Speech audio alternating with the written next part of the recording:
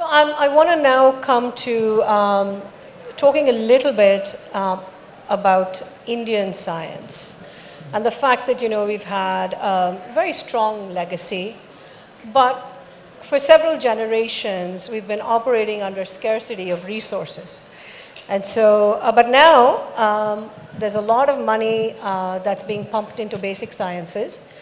And I think that we're moving away from the scarcity mindset. That transition is going to take a little bit more time.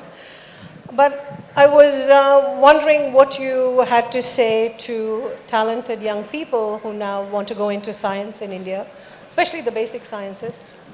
I think, well, there is more money in Indian science, but I should say the investment of Indian science is about 0.7% of GDP.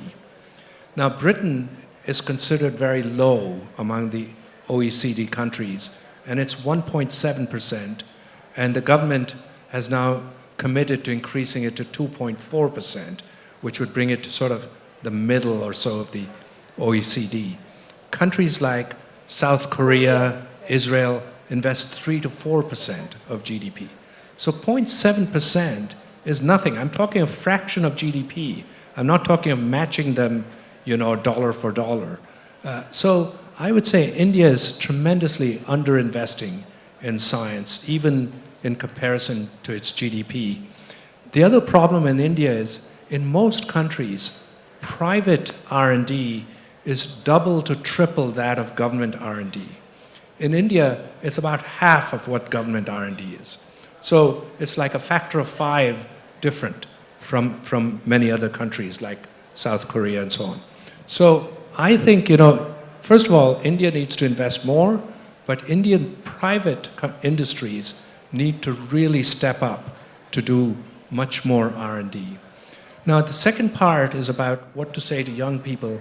I think science is not a lucrative career unless you happen to make a discovery that you can use, which many people do, by the way, which results in your starting up a company and the startup works, and you do something that's good and beneficial and also make a lot of money. That's fine. But by and large, it's not a lucrative profession. But it is a very interesting profession. It's about rewarding in its own way. Rewarding in its own way. Yeah, and it's so interesting because you're trying every day to find out something that nobody else knows.